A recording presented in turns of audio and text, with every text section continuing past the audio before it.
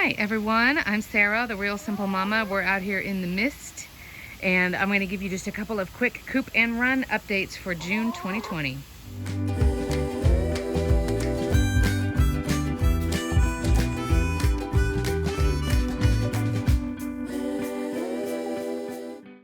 So we are out here with the Fab 5 in Jurassic Park 2.0. And I'm just going to walk through and show you, we've gotten a lot of work done in the coop and run the last few days. So I apologize, it's yet another update video that'll get lost in the abyss, but for those of you who are watching. So first of all, this is a really awesome thing that we did, and it was really cheap and really easy to do. This is a fabric canopy that we got at the hardware store. As you can see, obviously it's sheer. It is meant for outdoor use, for porches, patios, that kind of thing. And we put the rings here so that the fabric won't rip. And then we've just tied it with string to our poles and to our fence.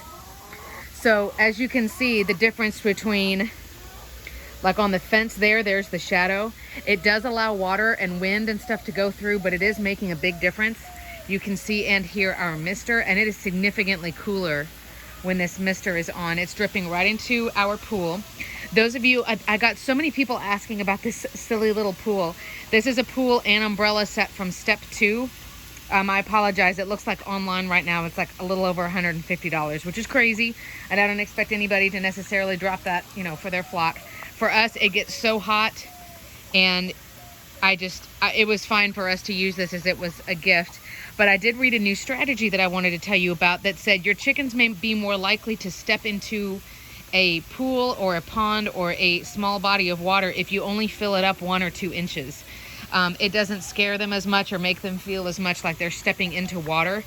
They will step into like mud puddles and things like that. So we are trying intentionally to keep the deep part of it, this big section, much more shallow. And I am filling it up and cleaning it every day. And then of course, as you can see, the way the mister works, because it's propped on the umbrella, some of it is condensing a little bit more and then dripping down in there. The smaller section I fill up completely full every morning, and then I put ice in it, and as you can see, that's how much is either evaporated, has either evaporated or they've been drinking out of it all morning. So, but we're trying that. So maybe those of you who are in warmer climates and you're trying to have some water out for your chickens to step on, remember, they cool off most quickly from their feet.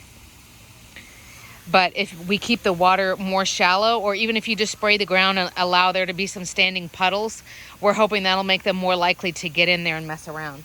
All of our plants are doing really well. There are a couple of them that we have uncovered. Yes, I got my little girl a chair. There are a couple of the plants that we have uncovered that the chickens are like, ew, blech, and they're not eating them. This is a Vitex lilac, which will eventually grow to be a small ornamental tree, 4 or 5 feet tall. The Mexican bush sage that's over there, they do not touch. They do not like it at all. My rosemary over there. And this is a Silverado sage, which loves the heat. And all of these plants, I mean, they're like, hey man, once I get established, you don't have to water me every day. I don't care if it's 100 degrees. This guy actually doesn't like being watered more than like once every 3 days. So all of the plants are doing really well. And you will notice, one of the other things I wanted to show you, Blue's running over here. You gonna help me? Come here, come be my assistant. We just planted this today. This is a grazing box. You can see I have probably 2 or 3 other videos about just what a grazing box is or how to do it, where we put that cat grass seed mix that's 3 different types of thin grasses. So now you can see it in action. This is an upcycled piece of hardware cloth that we actually had wrapped around one of those plants. And it's been nailed down, screwed down, and then we have these washers on it as well. This stuff is nasty, so be real careful with the edge of it. We made sure you know, to have it fixed so that no one's going to touch it. That brick is in the middle underneath it, so as the chickens climb on it, it's not going to be able to bend and flex too much. And we are starting with a smaller one because, of course, the chickens can walk over it if they want to, but for me, this is now officially ground. I'm not going to be able to walk on. I'm going to have to go around it, right? So thank you for being the demonstrator, Lace. So what's going to happen is the grass will be able to grow up through the hardware cloth. And if you can get an angle right in there, there's a good, gosh, 4 inches probably, where the grass will be able to grow up before the chickens can grab it. They're not going to be able to get it until it's coming and poking up through here. And of course, as you can see, this is why you want to have a narrow grassy type plant or a grassy herb or a grassy weed planted in here. If you had something with wider leaves, it would just get stuck underneath that barrier. Right, Lace? So that was just planted today. We should have little grasses sprouting. And I mean, if they only last for a season, okay. If they reseed, that'd be great. If not, this is not mounted to the ground at all, so I can just pop it up and do something else. We only put topsoil in there, so we'll keep it nice and moist, and hopefully we'll have some grass in there. Grapevines, all the other plants are doing well. They're actually growing so quickly that we're gonna have to add some more rabbit wire here on the fence. I love all of you who have suggested that I get a cattle panel and bend it. That's what we're planning on doing, so that we can have the grapevines build an archway for us, a nice shaded little area here that is free, right, and is green. The other thing that we did, and it's sort of like you didn't really get to see the before or the during, I'm just going to show you the after, is we realized, and it was kind of an I told you moment, but I didn't say that the pavers were not completely level. There was a little bit of give, a little bit of unevenness, because you guys see the nightmare ground that we're dealing with in here. And so we realized that the reason some of these doors were sticking and they were warping was not because of the quality of the wood. It was not because of them getting rained on, because we have had, you know, there was a few weeks ago where we had heavy rain for like 3 days. It was actually because the pavers were not totally level. And of course, if you've got a paver like this and the next one's like this, the wood is going to start bowing in the middle. And we've got a little bit of separation, like right here. I don't know if you can see, there is a shadow there, but there is also a tiny little gap. I'm trying to get a different angle for you. And some of these pieces are not flush together like they should be. And I will say at this point, we don't believe it's the fault of the coop or the kit. We believe that it's because it wasn't level. So my husband and I, we took the PDZ tray out, and that thing was heavy as you know what. And then we moved the coop all the way over here and sat it here. And he individually fixed, I believe these are 16 stones. He came out with a level and leveled off all 16 stones. So now it's perfectly level. And we leveled the ground inside also. So now the food and water aren't like super rickety. We did buy, these were new pavers, but the other things that we have just like stacking up the food and water buckets, those were pretty much just pieces that were around on this property that we have used. Part of the reason that I did this video is I want to caution everybody, you know, make sure if you've got a coop kit or you're using a shed or whatever you're doing, make sure the ground is level, because over time, you know, obviously any structure is going to start to buckle. If you haven't seen already, this is a very cheap roof piece. It's used to put over a traditional, not on a coop, of course, but on a house to cover the peak so that it's a solid seal. We did that here just so we had a little bit of a lip overhang, and we have tried and tested it through the storms, and it is great. So with our modifications, the coop's working really well. We do have 2 fans going now. They are not running at full speed. We have them not at 100% power so that they can run longer. But right now, the direction that they're blowing, they are sucking hot air out. So these 2 little fans sucking hot air out on either side of this living space. I mean, it's not that big of a space, and these things are constantly sucking out air once it gets 90 degrees in here. Now, the other thing that you've got to mention, and I know I've put this in a few comments, see all of, you can see the light there, and that's, oops, sorry, and that's totally our fault on those pieces up there.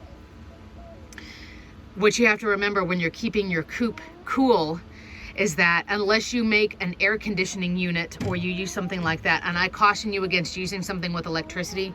Every year there are people who use air conditionings or heaters or something for their chickens, and there's an electrical issue, and either, you know, chickens are electrocuted and they're fried because they mess with the wire or something, or there's always at least one instance in San Antonio where somebody's entire coop burns to the ground. So we don't want to do that. But what you have to remember, if you're using fans or any kind of circulation, it's circulating, and that's great, and it's sucking the hot air out of there, but it's not going to be able to make it cooler in there than it is out here. Does that make sense? It's going to keep it from being hotter in there, like it's cooking, right? And hot air is going to rise. So the hottest spot, unfortunately, is going to be the top where those top roost bars are. But those fans, they give you the illusion that it's cooler, right? Because they're moving the air but it's not making the temperature actually lower. So keep that in mind. So in there right now, it's probably 90 or 91. This time of day, I don't have chickens in there. Nobody's laying in the afternoon. They all laid in the morning. And then they're not gonna go in there until it's starting to get dark. So what we've been doing is having the fans shut off. Like, I don't care what temperature it is, you shut off from about 3 to 6 p.m.-ish. And then what happens is the solar battery is getting fully charged and it's not having to be used. So we are charging the battery all the way up. And then at 7, when we're like, okay, the girls are going to be going up in the next 30 minutes to an hour, time to crank both of the fans on. And then they can both run without worry of running out of power as it starts to get dark. So that's the system that we're using right now. It's a little complicated. It requires a little bit more attention on our part, a little bit more of us coming out and doing stuff manually. The solar fans are hooked up to a thermostat, but they're not hooked up to a timer. Does that make sense? So it'll turn on automatically, but only based on a temperature, not based on the clock. One final note, and I apologize for this, through June or hopefully before we get to July 2020, I will have an article written on realsimplemama.com that will explain the solar fan build, because I know so many of you guys, you're so kind and you're trying to, to get some answers, and hooking up all of this solar fan business. It's 5 or 6 different parts. And it can be convoluted. My husband's not like a certified electrician, but he knows a lot and he's watched a lot of videos. So this whole setup, remember, that's the automatic coop door, that's something else. But this whole setup with the thermostat and the battery and all of that stuff up there, oops, sorry for the sun, that's all the fan. On the thermostat's listing on Amazon, this guy, there are instructions on how to hook it up, but I am going to write an article on realsimplemama.com hopefully by the end of June and try to give you guys a little bit more insight, because I know there are multiple people who have gone and bought the things that I suggested, but then you get them all together and you're like, wait a minute. So we're trying to help you guys. You can always email us if I wasn't able to answer you in the comments, or if you can't figure it out, because I totally get it. That's all I had, just some updates. I can really tell a difference in the way the coop is sitting. We love that little canopy. We actually plan on getting between 2 and 3 more, and putting one there in the corner, maybe one back in this zone, like around, that will shade about where Lacey is, and then maybe one over here somewhere. They have all different colors. They're really, really cheap. They are sold by the roll, so you just tell them how many feet you want. And then those little washer ring things that they have right there were right next to where the fabric could be bought at the hardware store. So we hope you guys are well. We're hoping to see some cat grass here in the next week. We're going to continue to watch our chickens and modify what we need to do to keep them safe and cool and healthy. And we appreciate you guys watching. So thanks for your patience with us. Thanks for subscribing, and we will see you soon.